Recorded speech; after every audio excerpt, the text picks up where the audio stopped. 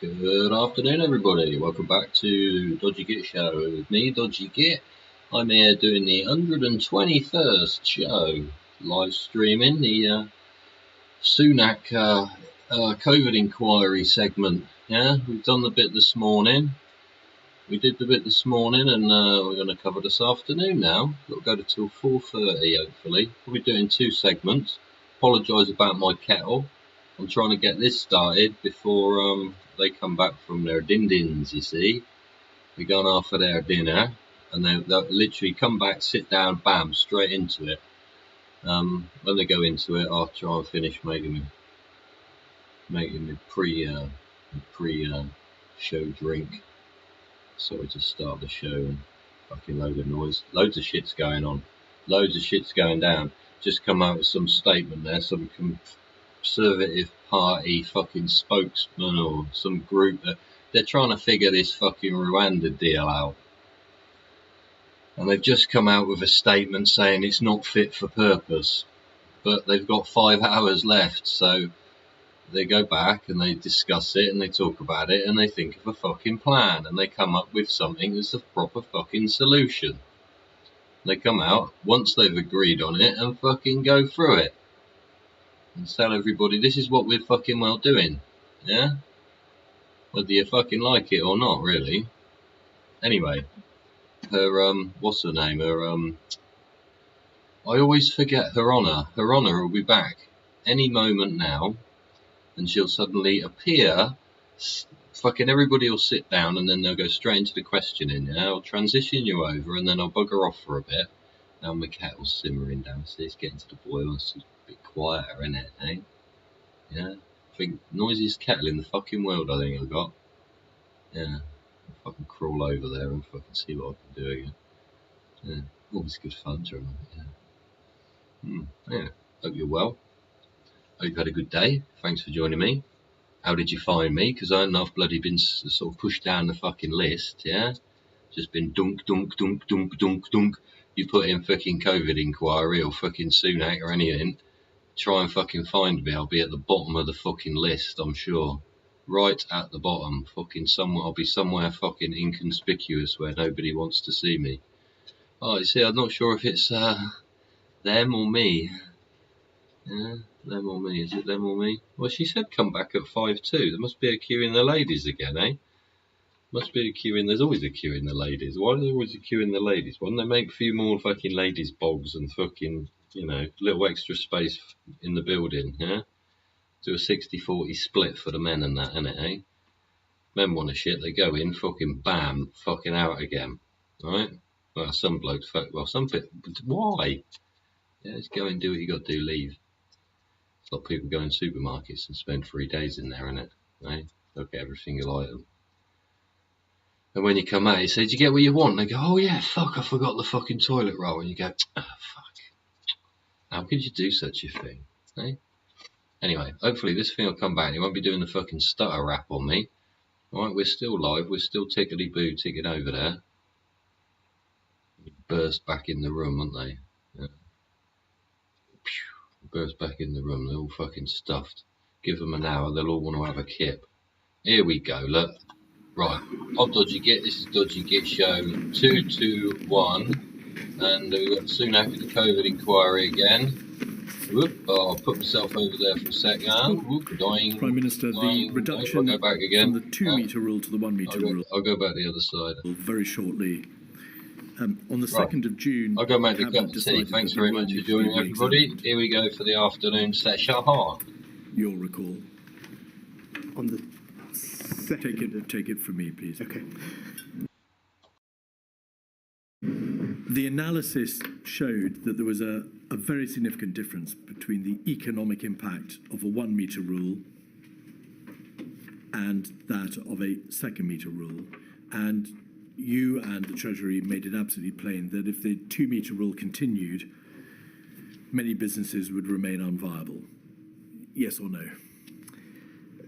So what I did was convene a group of other secretaries of state, including from departments for business, DCMS, transport and local government, together with the CDL, to take the evidence, few major points. One is that it would make a big difference to the number of businesses that would open, or how they could profitably open. Second, the international comparisons. At that point, 24 other countries had something less than 2 meters. And then thirdly, international organisations like the World Health Organization and the European Centre for Diseases also had recommended something different. I wrote to the Prime Minister on behalf of that group on the 3rd of June.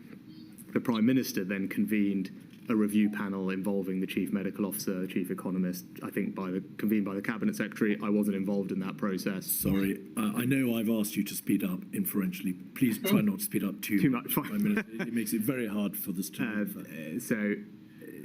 I wrote the letter on the 3rd, controlled, containing time over money. Analysis and they evidence. want the words written the Prime down Minister there. established a panel which included the Chief Medical Officer, Yes. chaired by the Cabinet Secretary. They made a recommendation to the Prime Minister, which he accepted, to move to 1 metre plus. At the heart Who was that? It was called 1 metre plus. Yes, at the heart of that debate was the recognition, of course, that the 2 metre rule, if it remained, would be economically hugely damaging. It's Chris's influence again. But that, while Sage, and it was made absolutely plain to you in an email from your principal private secretary on the 4th of June, while Sage adhered to the view that science clearly supported the 2 metre rule, the scientific impact was Who's what was science? described by Sage as a continuum, not an absolute rule, Is this to and that stop? mitigants could be put into place when it's not possible to adhere to 2 metre rule at all times. So the science leant towards and in favour of the 2 metre rule, but it recognised itself Just having an odd nod back that at it. it was a movable feast, that there could be mitigants put into place, and that it was a policy choice for the government, and that was a matter for government to decide. That's a fair summary, isn't it? Yes, and I just go back to, I think there are important points, the World Health Organization and the European I don't want to ask you about what support there was for it in policy terms. It is obvious that the government was entitled Look at to his produce hands. that policy, All grippy, but all also worried. that there was a risk with it, but that it was a risk which the government was entitled to run. Also worth bearing in mind that the Chief Medical Officer himself sat on the review panel that published the final It was recommendation about Chris's moving to 1 fault. metre He was plus. a bigger And we boy. need to remember Chris's that the fault. review panel included the Chief Medical Officer, and it was their recommendation to move to 1 metre plus was and 1 metre with Chris's mitigations fault. that the Prime Minister Yeah, accepted. Chris. Everybody chase The Chris. Chief Medical Officer was on the review panel, and the review panel recommended that there be that reduction. But the Chief Medical Officer's position himself was there is a risk, but that it's a matter for government, not me, to resolve the degree to which that risk is entered into by virtue of this policy decision. He never said, Mr. Sunak, It's all slow your in shoulders, isn't terms it? of the epidemiological risk, you, the government, He should have go done. ahead with the 2 metre reduction to 1 metre rule Why not? with my blessing. That's just not what occurred, is it? No, but why not? Well, my He should be recollection coming out with the is science, right? different. It's all vague And I'm bollocks. looking at my witness statement to jog my memory, but the review panel, I think, I was not involved in the work of the review panel. It was chaired by the Permanent Secretary to Number 10, included apparently the Chief Scientific Advisor and the Chief Medical Officer alongside the Chief Economic Advisor. It says here, and again I assume I'm quoting from the report, the guidance should change to state that 2 metres or 1 metre with risk mitigation are acceptable, and that businesses should set out the mitigations. that they will See, it's introduce in fucking their bollocks, response. isn't The it? review was a policy review which the government was entitled to implement. That is common ground between us, surely. Yeah, it was a yeah. policy decision which the government could take and did. Of course, it's the government's, but I think this is an important point. My It's all recollection patent or of real it was what? the Prime Minister deliberately established a panel to bring together, as Who's accountable? under he would like to, bring together the input from the scientific advisor, the medical officer, as well as the economic analysis, consider them together to come up with a recommendation. And I said, I'm quoting from it, I think the report, recommendation. a summary of its conclusions, It's not says that the it's either guidance do it or should not. Change. So that is It's a an recommendation instruction, jointly from the innit? panel as I read it, which obviously is different to what you said, but I'm just quoting from the panel's summary recommendations. In that debate, See how the words never fit, do they? Recommendation. It ain't a recommendation. It's you will do this.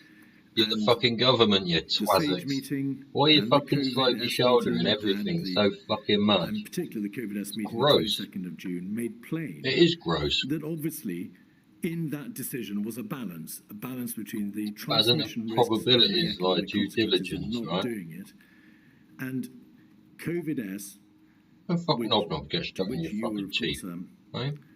a party, you were present on that meeting, was made aware that the potential for higher occupancy affects risk.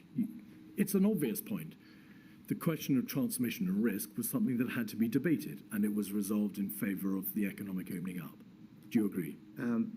Maybe it'd be helpful if Well, we may. Can we just bring up paragraph 257 of my witness statement? But by all means. Because that contains More obfuscation. the panel's summary of its conclusions. Again, there's a specific point in paragraph C where it says mitigations can reduce the risk at 1 meters so that it is The evidence so shows that it is that relative broadly risk- equivalent to being 2 meters apart, noting that a precise assessment. Yeah, but who is makes the not possible. decision? And then the paragraph D is the bit I was quoting for before, saying that the panel concludes that the guidance should change. Again, this was a panel that I was not involved in, but contained scientific and medical advice alongside economic advice, and it went to the Prime Minister, not to me, and he acted on their Nobody's accountable recommendation. for I think anything, widely are they? brought together all sides of the debate. Mr. Sunak, there is no doubt that the review panel made a policy recommendation and it was instituted. The point is a different one. In making that decision, the government was assisted by expert scientific advice on the risk. In the very nature of that decision, there was a balance between the transmission risk and the economic consequences. That's what the debate was all about. So I simply ask you to recognise that in that debate, an important consideration, but ultimately not the winning consideration, was what risks are attendant upon such a social distancing change. Do you agree that? I wasn't privy to the deliberations on the panel. Oh, because for I didn't sit fuck's on sake. it. All I can point you to is a letter that I sent to the Prime Minister, which you have in evidence, which explained my admittedly specific point of view about the economics. I understand that. But your very own witness statement at 257 makes plain that the panel considered the risk. Risk was an important consideration. That review, of course, took place. It's like a as schoolboy you know, getting told off it was by published dad, on the isn't it? 24th of It's June. fucking funny.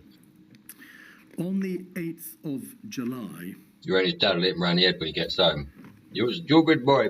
Why did you say that? You shouldn't have said that. I told you not to say that. your plans for Stupid jobs to idiot. the cabinet. Go to your room. and Mr. Hancock said in evidence Sorry, Dad. when he gave evidence on the 30th of November that it was at that cabinet meeting on the 8th of July that he heard about the Eat Out to Help Out scheme for the first time.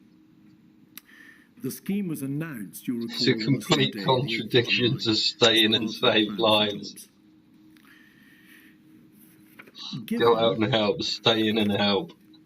that the Eat Out to Help Out scheme encouraged the coming together of different households in indoor spaces, which it did, of course, in restaurants, why was that plan not put by the Treasury in front of SAGE, in front of the Secretary of State for Health, and or the Chief Medical Officer, for their consideration of the very same issue of the absolute risk of transmission?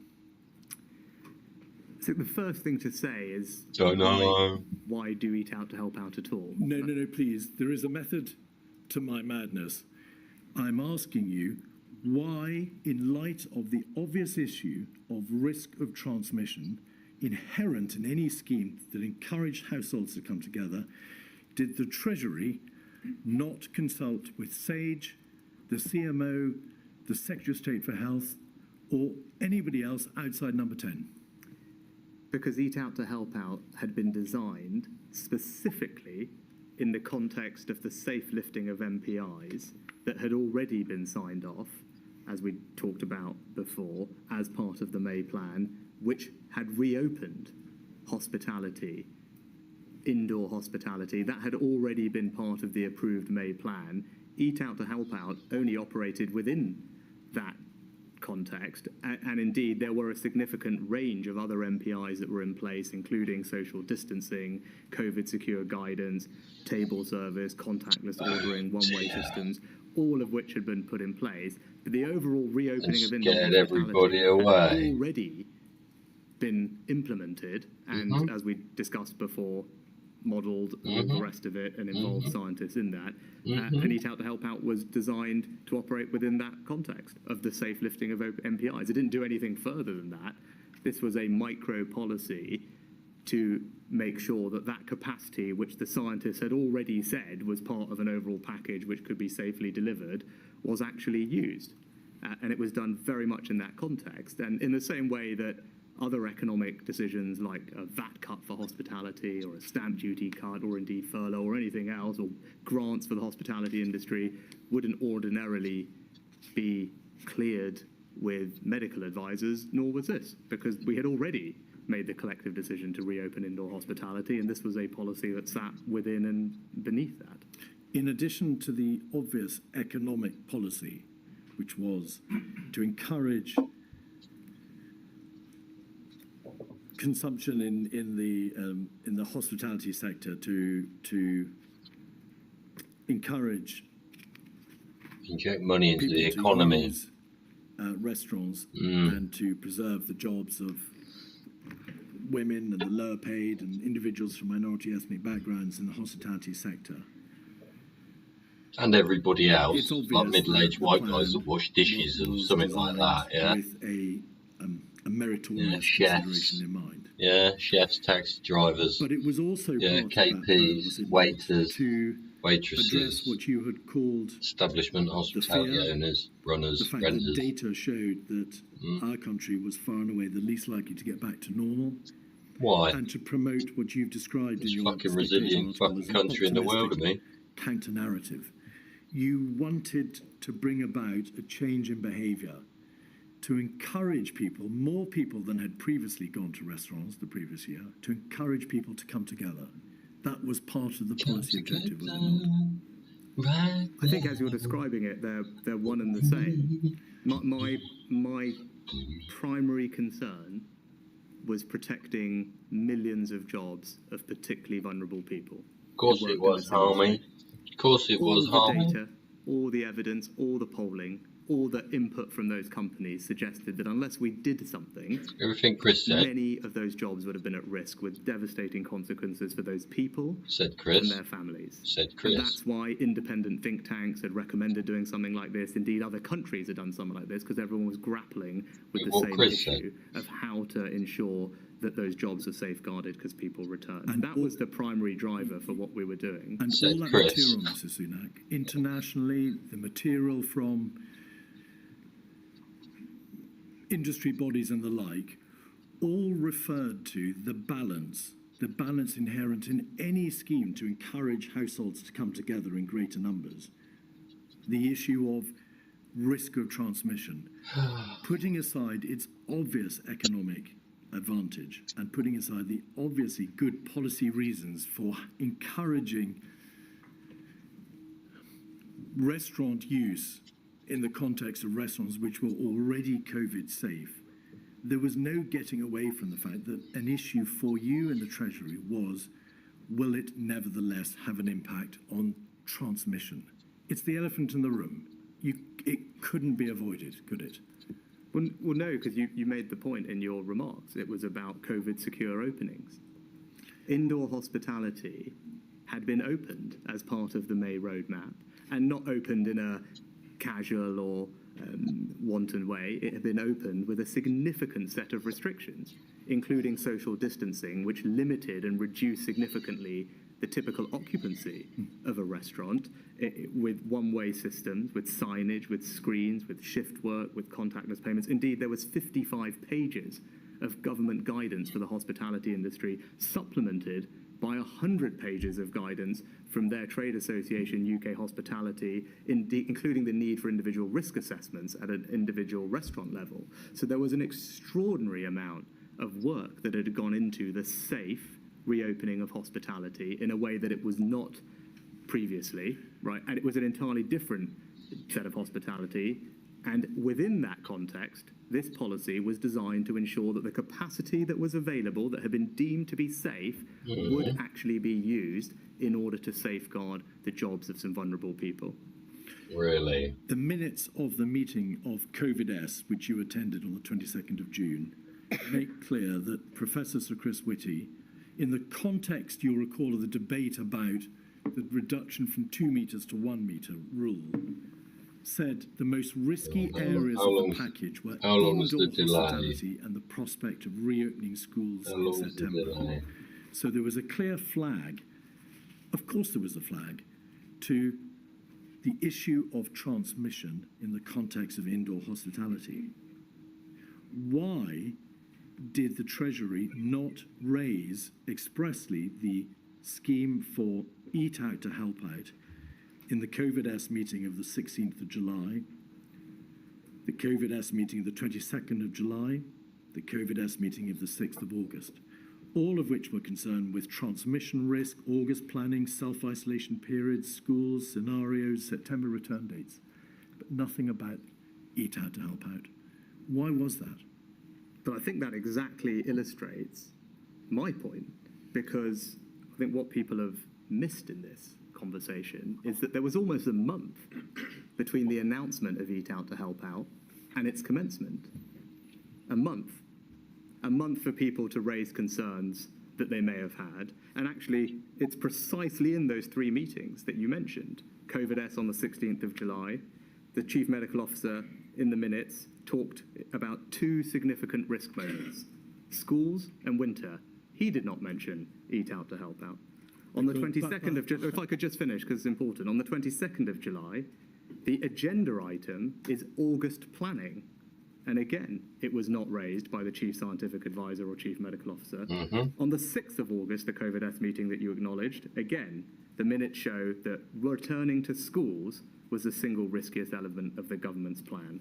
Those 3 meetings all happened after the announcement of Eat Out to Help Out. All of them involved the Chief Scientific Advisor and the Chief Medical Officer. They considered specifically the forthcoming risks, and in none of those meetings was it raised by them as an issue.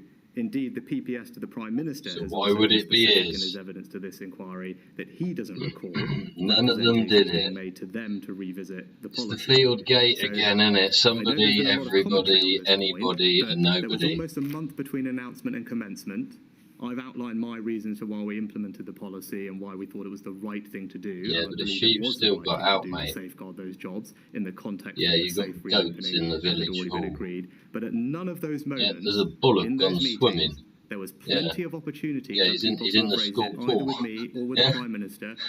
I don't recall, and the minutes do not suggest that it was raised at all in the 3 precise meetings that I mentioned. Those meetings, Mrs. Sunak, were raised by you in your own witness statement as examples of meetings which no concerns couldn't put their own were raised. wellies on, could they? They couldn't put their own fucking Wellington boots on. You or your department expressly at those it'd be the wrong fucking way round, and it's fucking stare and laugh at you. By the date of those meetings, hilarious. The scheme had already We're 10 been minutes late. Get on with following it. the Cabinet on the 8th of July and announced to the public the same day. Excuse me. It was already in place. But why would I raise it as a risk when I didn't believe that it was? Because it was designed in the context of a safe reopening. The onus is surely on the people who now believe that it was a risk to have raised it at the time when something could have been done about it if they felt strongly. There you go. I'm very clear that I don't believe that it was, because hospitality had been deemed to be safe to reopen with a considerable, as I said, hundreds of pages of guidance, changes in practice, and had been recommended by think tanks and had been done by countries elsewhere. This was a very reasonable, sensible policy intervention to help safeguard those jobs in that safe reopening. That was my view. I didn't believe that it was a risk. I believed it was the right thing to do. But if others are suggesting that they didn't, they had ample opportunity to raise those concerns in forums where I was or where the Prime Minister or others were, and they didn't. Why didn't you tell the Secretary of State for Health in a public health crisis before the 8th of July that you were planning on announcing, once it had gone through Cabinet that day, a scheme to eat out and help out? Because then it'd be gossip. Why didn't you? Be gossip, wouldn't it? Non-official Bearing in mind that statement. this was a scheme to encourage households to come together, and you'd been debating at the very same time the reduction in the 2 metre to 1 metre rule. Say to the CMO, we have this plan. It's to encourage the economy to open up, to help the hospitality sector. There are very strong public policy reasons in support of it, but it's obvious there are transmission risks. Of course there were, but our position is it's all right. We are just simply going to have to do this in the greater good. But you never raised it at all with anybody outside number 10. Because as Why would would be he? completely normal for all Why economic would he? policy before fiscal events, that's long-standing practice. It always has been so. I wouldn't have discussed the VAT cut on the hospitality sector with the Secretary of 101 State other for Health, things he wouldn't or the have stamp fucking... duty cut, or the grants. These are all either market-sensitive or economic issues. Mr. Sunak, forgive me, those are all fiscal measures. The Eat Out to Help Out scheme encouraged more people, additional numbers from different households. Because everybody to come thought it together was in stupid, restaurants so they to kept eat. their fucking mouth It shut wasn't as to not look just like a fiscal fucking issue. idiot. It was a behavioural matter. Was it one that was applied across the whole of the United Kingdom? Yes, Fuck knows. so were many of the economic interventions. But again, the point remains, indoor hospitality, all the points you made about people coming together and eating was already part of the May plan, had already been collectively agreed and announced. It had been said to the country, restaurants were safe to visit with all the extra COVID secure systems that had been put in place. That was the message, so much so that the Cabinet Office ran a national campaign entitled Enjoy Summer Safely, backed it with considerable funding and national advertising, partnered with brand name companies, because the overall approach was to tell the country it was now safe to return to doing these activities because we had made progress on the virus, because we had track and trace, because we had the JBC, because we had all this COVID secure guidance. That was the very clear message backed by a national advertising campaign. It just wouldn't be entirely normal to discuss individual fiscal measures with people that sat within that context. Do you acknowledge that the evidence from Professor Chris Whitty, Professor Sir Patrick Vallance, Professor Sir Jonathan Van Tam, respectively the CMO, GCSA, Deputy CMO, is unanimous that had they been consulted, they would have advised it was highly likely to increase transmission. And whilst, of course, it's a policy matter over which they wouldn't have had the whip hand, it was an issue on which they would have expected to be consulted, given the behavioural aspect of the scheme, the bringing together of more people from different households. Do you acknowledge that?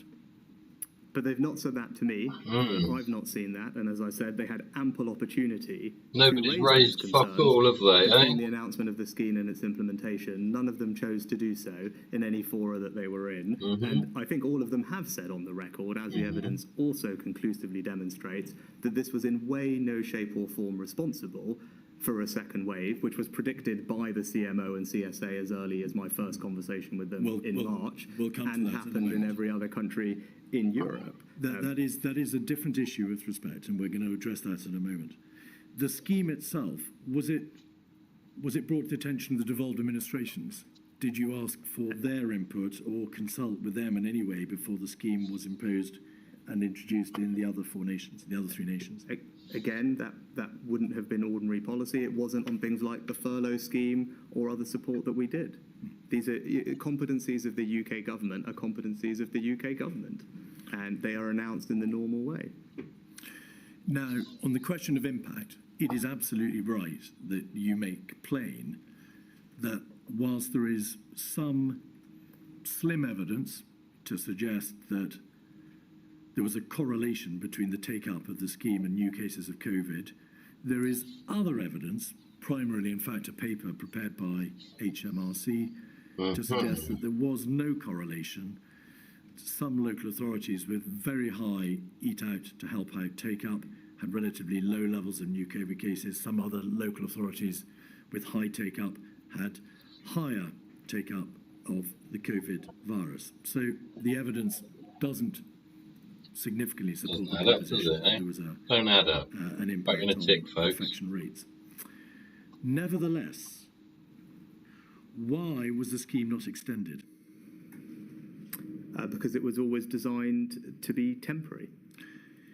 A submission from HM Revenue and Customs titled Eat Out to Help Out Extension dated the 26th of August said, this is a submission concerning the possible extension of the Eat Out to Help Out scheme. There have been some concerns that opening up the hospitality sector has contributed to the rising rate of infection that have led to local lockdowns. So was one issue, one concern at the time that debate was had around the extension, that there was in fact or might have been an impact on infection rates?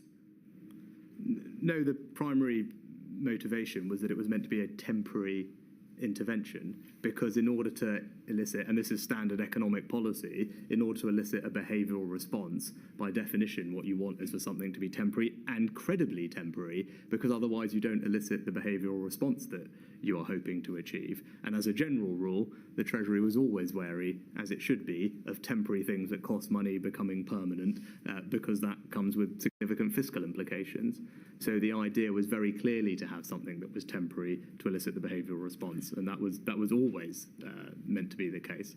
So it was about behavioural response in part. It wasn't just about the fiscal support for the sector.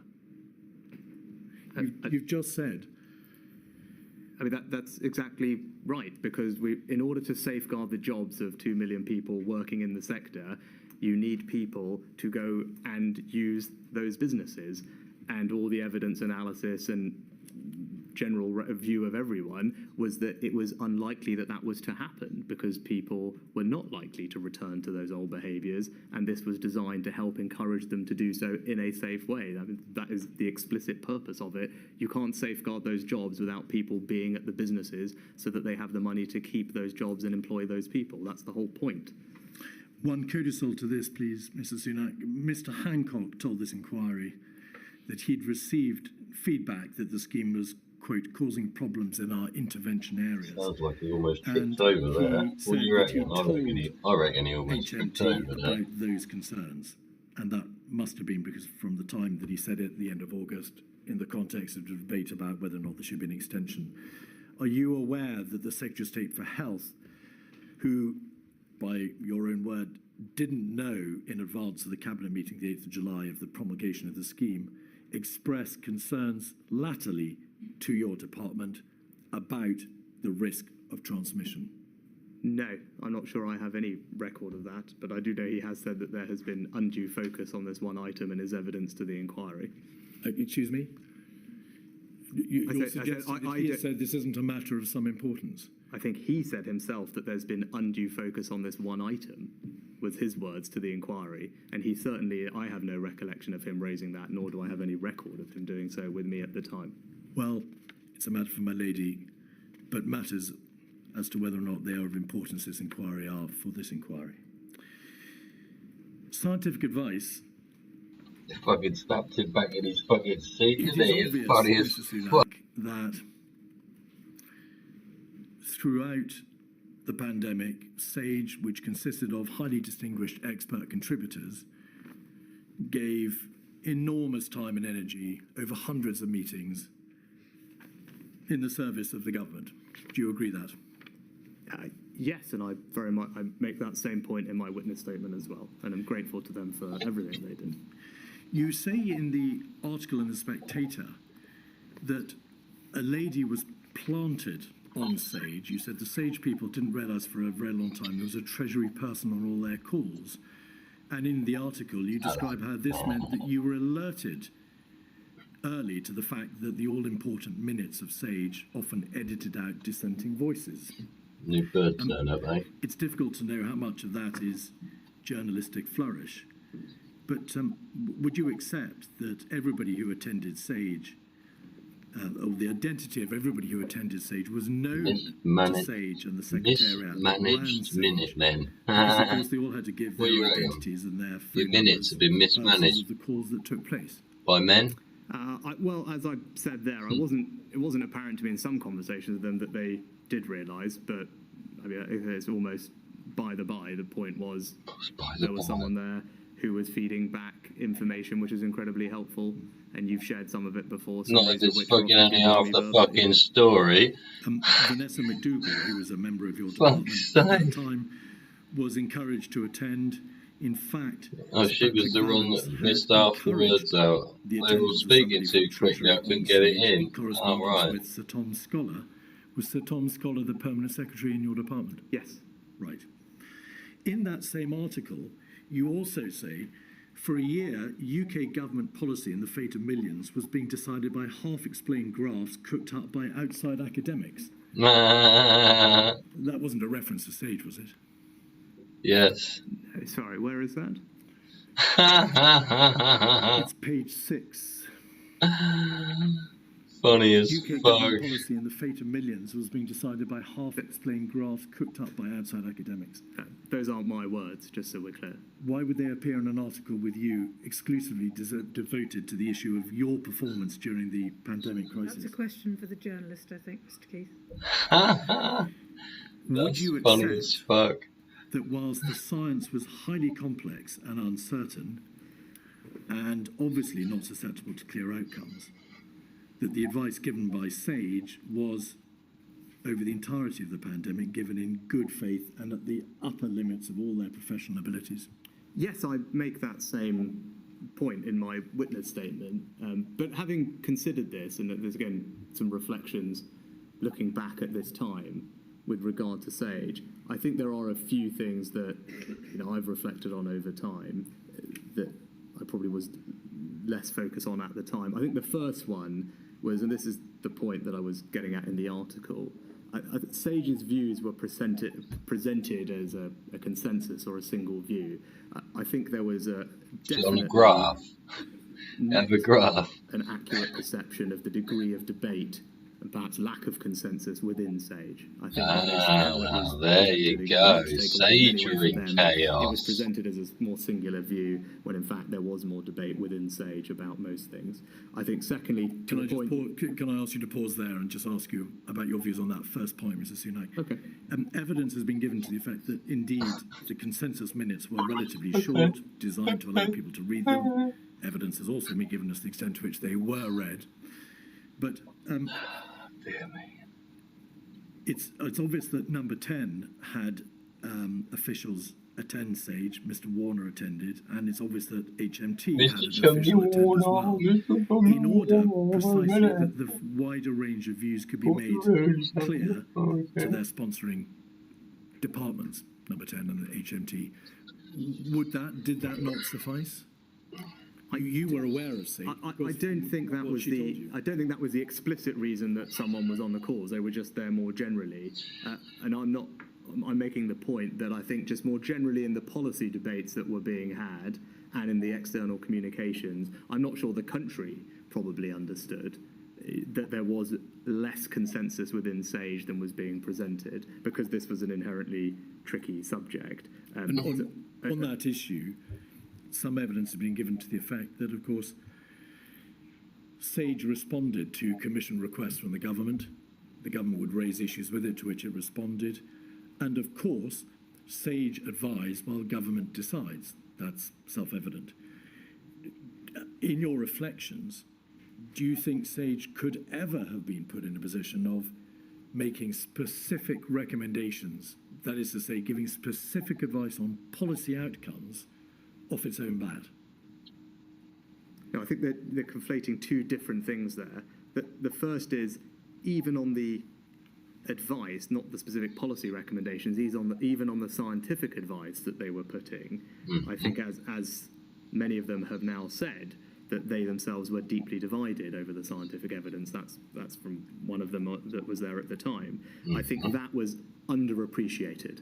And I think in hindsight and on reflection, it probably would be good to have made sure that there was a broader awareness of that point. I think the second thing is the science itself, as you pointed out, Mr. Keith, was itself uncertain. I think people hear science and I reflect on it and they think science, okay, 2 + 2 = 4, that's what this is. It clearly wasn't like that. This was uncertain science, as the scientists themselves say. It would be too simplistic to say that there was one answer on these things, and itself was prone to change.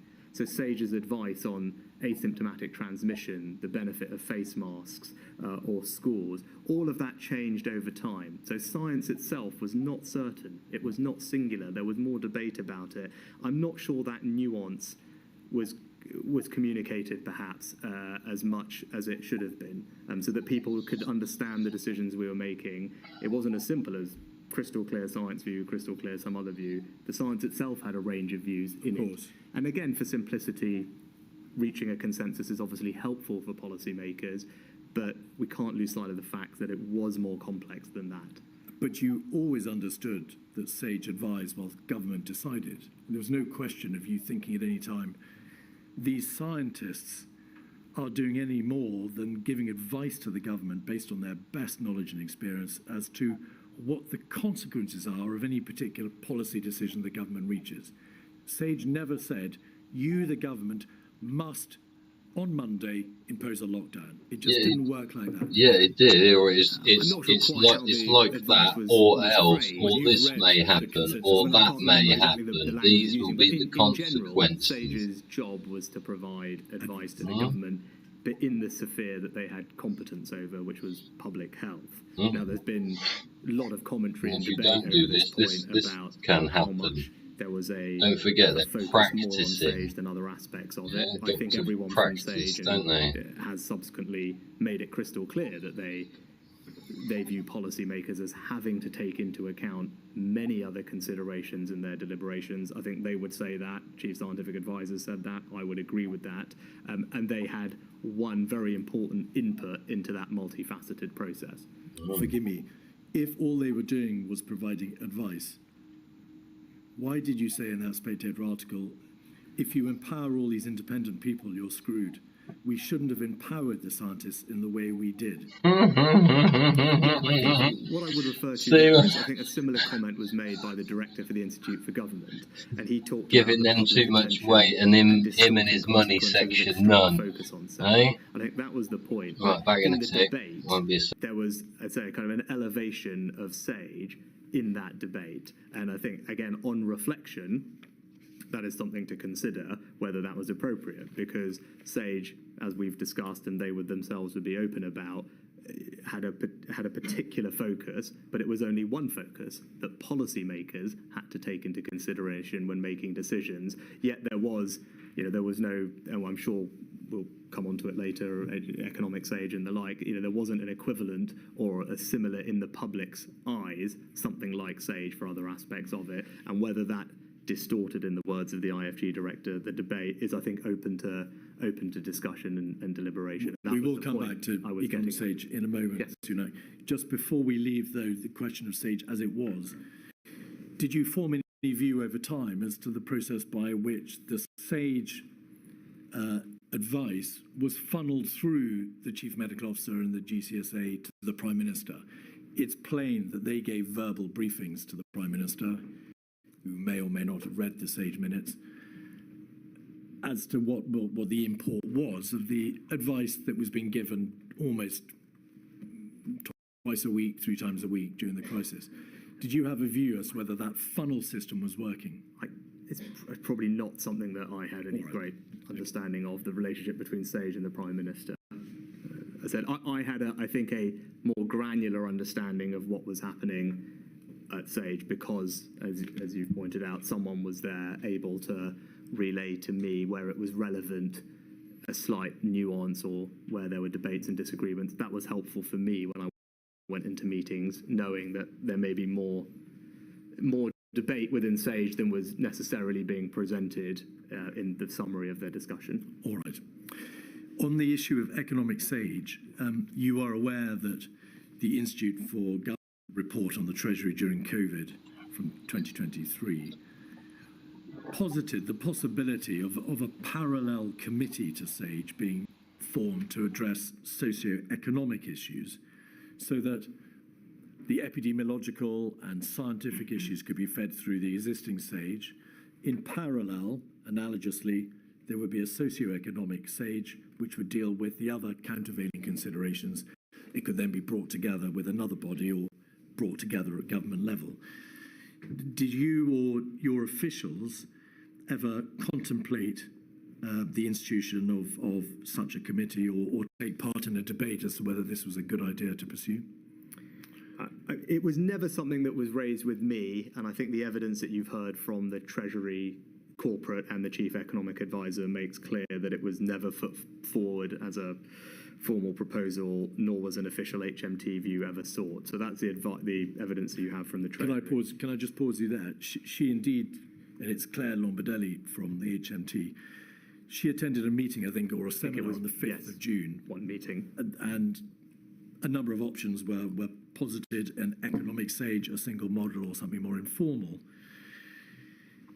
She says in an email to her colleagues in the Treasury, thank you, 235-261, that the economists obviously killed the single model. Some like the idea of an economic SAGE.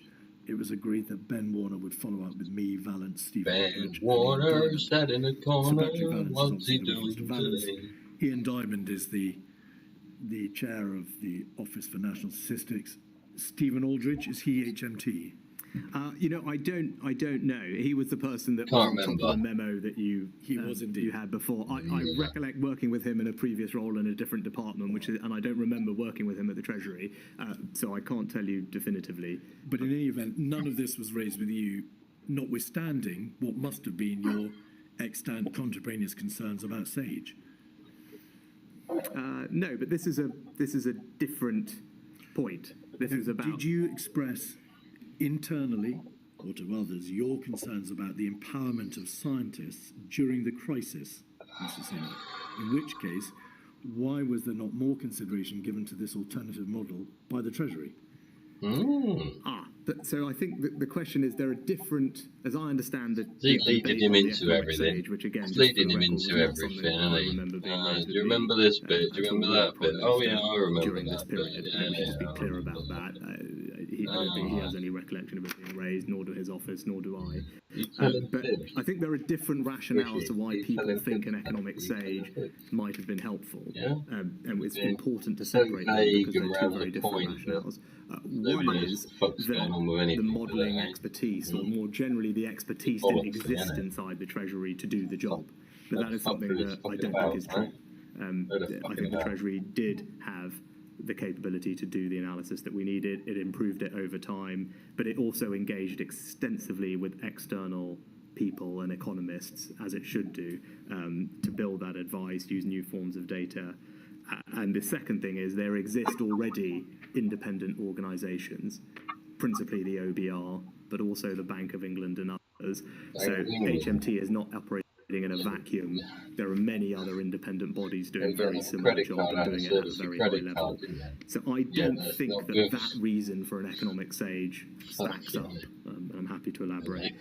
The separate rationale, which I think, Mr. Keith, is a bit more what you were alluding to, which is that it might be helpful as a counterweight in the narrative, because if you had a public health SAGE, then you needed an economic SAGE. Now, that's a different reason. I'm not personally particularly persuaded by that, because just call yourself hedgerow. It's more for government to decide how it wants to appropriately balance things. You are, with respect to the government now. You must have formed a view as to whether or not, in the light of this crisis, the optimum system was put into place, and whether or not there is, in fact, a very good argument for having a parallel body for dealing with other non-scientific. So I said I'm not particularly persuaded that it's necessary, because unlike convolution, that expertise exists within government departments. The Treasury has the ability to do the modelling and the analysis that's necessary on the economy, and it works with external bodies. Indeed, you mentioned Ian. So Diamond, why did we pay an external body to do it? The Treasury during this period, I think, is indicative of their approach. There are other organisations that do the same type of thing, and ditto in other departments. That expertise will already exist. The difference with SAGE is that expertise did not exist within DH, as I understand it, which is why it was necessary. So I don't think that rationale really supports the need for an economic sage. There's a separate point, though, about titles, structures, not to develop extra information, but just how they are weighed in the debate and the discussion. Now, again, I've expressed some views about reflections about how SAGE was perceived, which I think I tend to agree with the Institute for Government comment that there was kind of, as I forget his exact words, but there was a slightly disproportionate focus. I think that's right.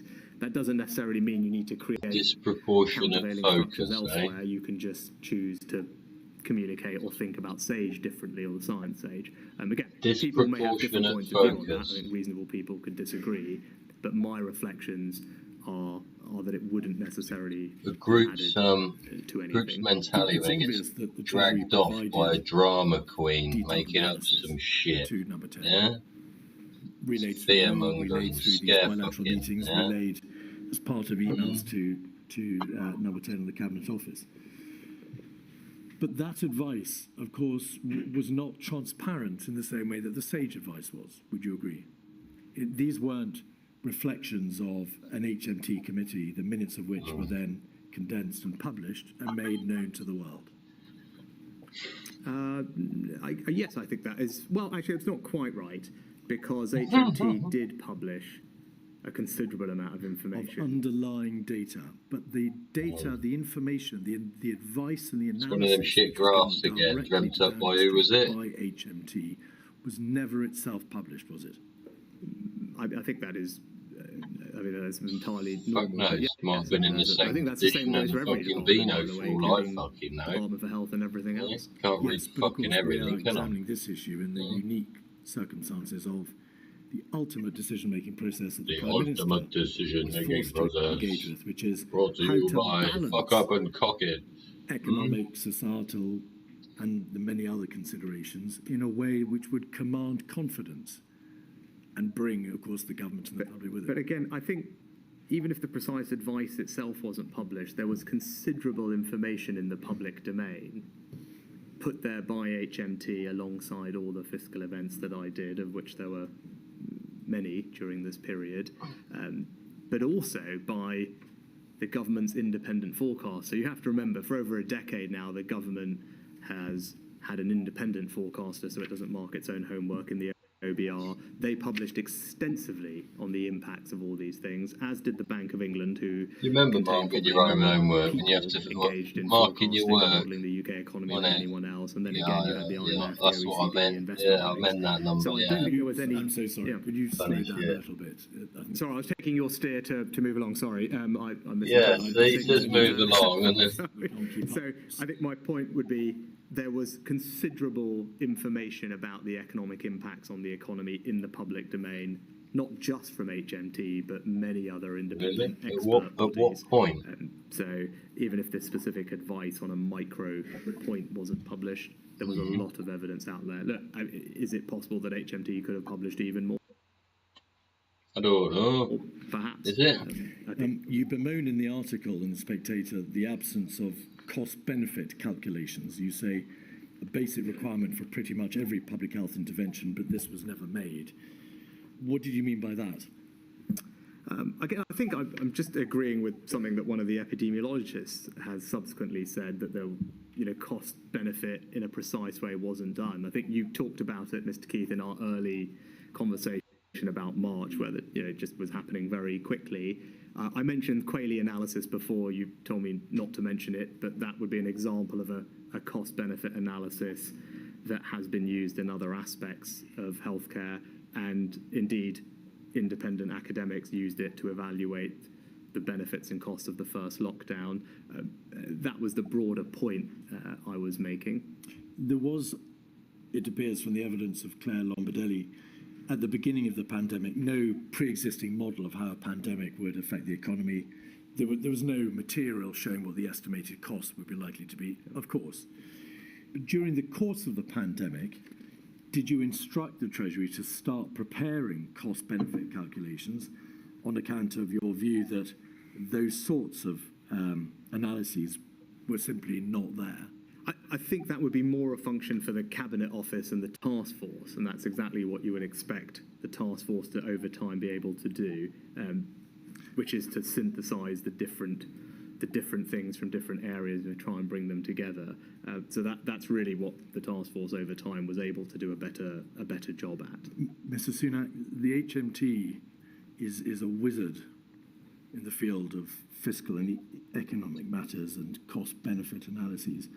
You can't bemoan in The Spectator, on one hand, the absence of any calculation along those lines, and then say that it's something that you expect the Cabinet Office to have done. Why didn't the Treasury say the government would be hugely assisted by calculations that bring together the cost-benefit thinking about future lockdowns? Let's do it. Because I think it's an incredibly hard thing to do. I think we shouldn't just assume that it was available off the shelf to just do. These are incredibly complex decisions, and in many cases very hard to quantify. I mean, many health decisions are trade-offs. I mean, how do you think about quantifying? Well, we do it with drugs, often with Quayle analysis, but the moral dimensions to these things is very complex. My point is the Cabinet Office, the task force is the right place to bring together different aspects of it. Now, actually Treasury seconded 10 people to the task force, particularly to help with all of this. And again, I think a reflection on all of this for the future is if someone has developed a better way to integrate these things, then that's something that expertise one would ideally like to have next time around. But I'm not sure that it's that straightforward. I think you can do illustrative cost-benefit analyses, as indeed the academics who produced the Quayle paper did. But we shouldn't pretend that you could reduce all these things to a simple number that the Prime Minister can just see and then make a decision based on it. It will never be that straightforward. Well, indeed. And I don't think anybody has suggested that. Could we now look, please, at the winter strategy briefly and September, October? The winter strategy document of the 19th of September made plain that the infection was spreading rapidly. The 7-day average of confirmed cases had risen from 1,077 in mid-August to 3,598 today. That's the 19th of September, and is on a sharp upward trajectory. And there are references to what the hospital admissions might be if no further measures are implemented. See, so he is being threatened. It's a threat, isn't it? If you don't do this, that'll happen. If you don't do that, that'll happen. But we're not making the decision for you. It's up to you to make the decision. But if you don't do this, that'll happen. To oppose a circuit breaker, obviously a proposal for circuit breakers was what was being discussed, on the basis that the Treasury feared that a circuit breaker of perhaps 2 to 3 weeks wouldn't itself be enough if that was the route that would be pursued. And also there was a risk that if it was only 2 to 3 weeks, the government might find itself in the awful position of coming out of a circuit breaker whilst the number of deaths is still going in the wrong direction. So there were good arguments to be made against circuit breaker. You made them, did you not? Yes, I was never particularly persuaded by the circuit breaker, as indeed others weren't either. And it's fair to say that at the meeting of Covid-19 on the 21st of September and also the COBRA and Cabinet meetings on the 22nd, you presented analysis from HMT showing how a circuit breaker would hit the hospitality sector incredibly hard with consequential damage to its vulnerable workforce. That's all very obvious.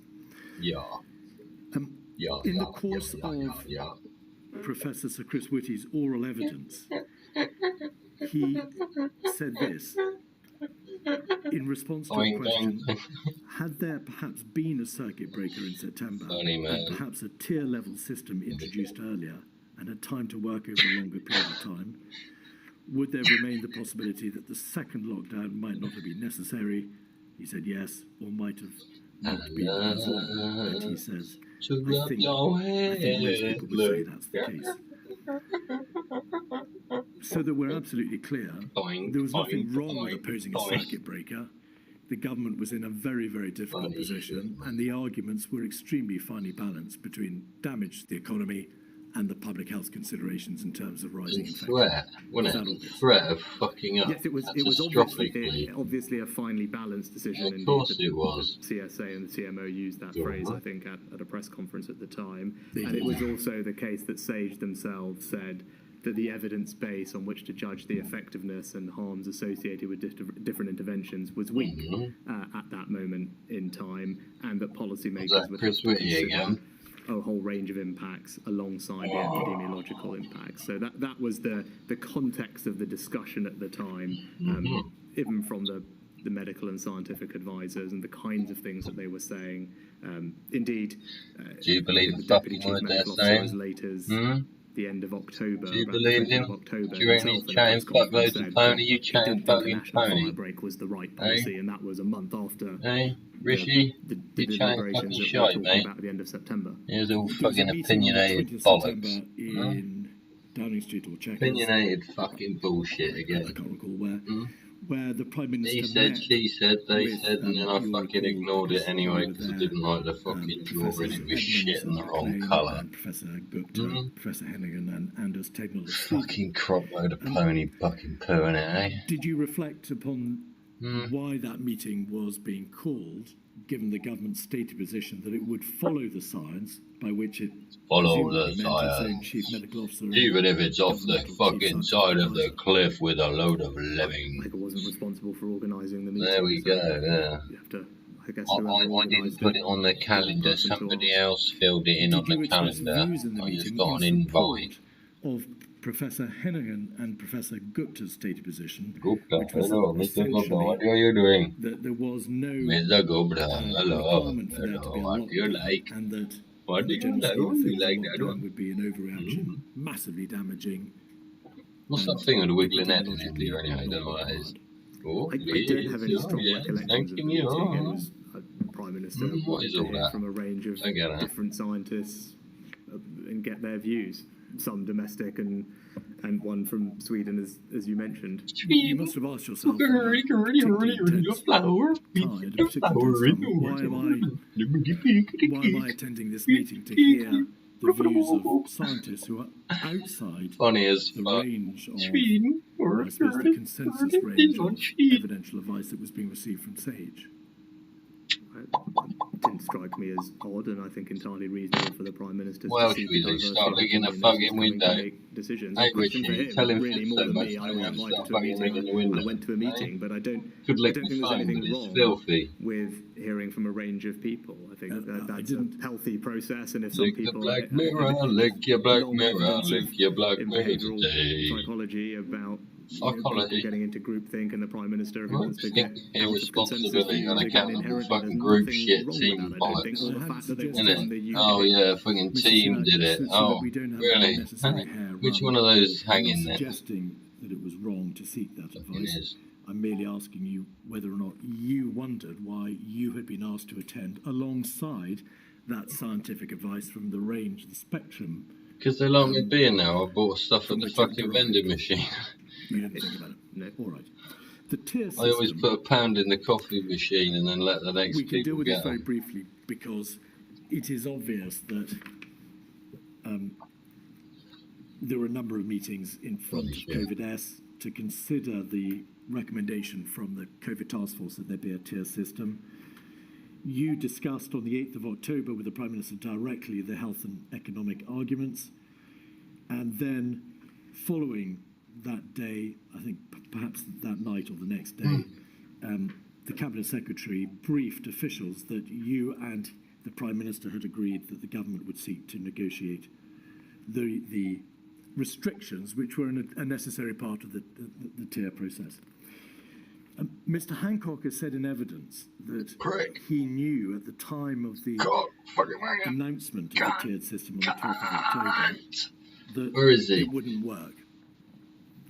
Yeah, if What fucking was Hancock your view fucking don't as to think the anything likelihood would that this work. tier It's one of them system, which, people to who's remind always just ourselves, fucking stayed in course, his room and gone, was oh no, I imposed don't on do the that, 12th of might fall October and over. required these detailed local Fucking negotiations to sappy take place, piece of shit, would work. flabby Did cunt. you have a view on it? Shit, flabby cunt. Fucking I think, I mean, well, tosser. the strong. Come on, you I mean, mumbling the general fuckwit. consensus, Fucking I think, spit it amongst out, our man. medical and scientific boring the advisors shit out of me now, he is.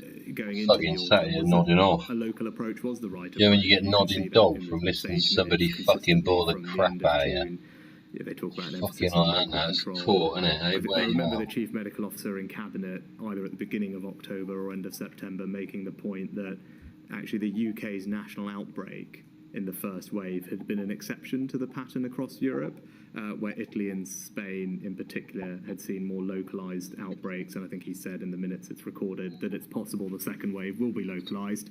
And again, that It's possible it might have fucking jumped out the we ended fucking up going hedgerow, into a fucking second, rolled around with I think fucking, the proof is here, I don't know, actually, the even once first we ended up going person into that a came second along on a national fucking lockdown, pink the grifter. cabinet minutes, I think, from the Isn't it? 10th of November reflect Fucking the load of CMO's views shite. that It's the reintroducing kind the of tiered shit that system pisses me after the off. national measures seemed entirely rational. So I think the strong point of view of Rational. everybody was that a local approach was sensible to try. He thought that even after we'd gone into a national Oh, no, I don't want to lockdown. swap I the think fucking thing. There we Forgive go. me, you referred to the Right. Sage minutes consistently from the end of June. Right. I'm just, like, your man there's doing me fucking nutting. I'm fucking nodding off to this shit. It's fucking doing my fucking face in. Yeah. I've got a load of other shit I could fucking sit here and fucking talk about. I'm going to save that for later. Yeah? I'm going to have a proper talk to you fucking dodgy git show instead of this fucking bollocks. I'm just following it to see what they come out with, but it's fucking such utter fucking tripe. You can just tell, can't you?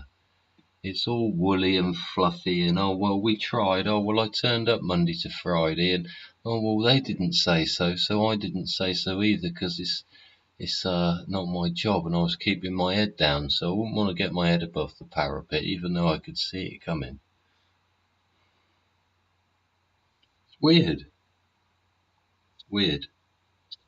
I'm glad I'm not in that industry. Yeah, fucked up industry that is. Yeah. Glad I'm not in that industry. I couldn't fucking deal with it now. Couldn't. Fucking words like that all twisted around back to front. It's what pissed me off about my industry actually. Got given a document, asked to fucking rewrite it. You look at it and you think, we'd have meetings for a fucking year before I'd even be able to fucking write another line in it. Yeah? If this, then that. Yeah? If that, then this. Be able to like fucking write it. But yeah, it's all in the book. Anyway, I've fucking had enough of that. It's literally doing my head in. I got fucking lights here shining in my eyes and I fucking didn't get much sleep last night.